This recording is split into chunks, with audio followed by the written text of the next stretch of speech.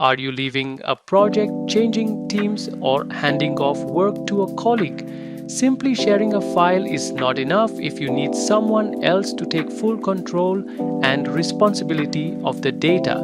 You can easily transfer complete ownership of any file or folder in Google Drive to another user.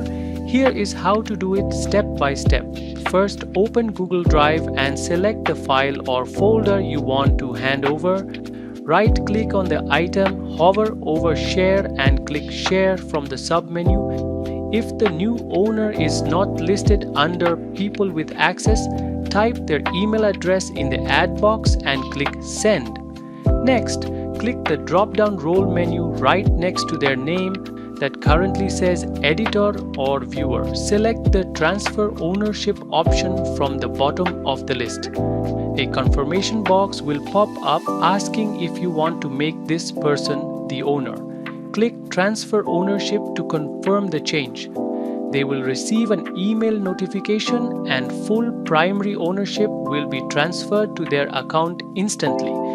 If this ownership transfer guide helped you, please subscribe to TechAvro.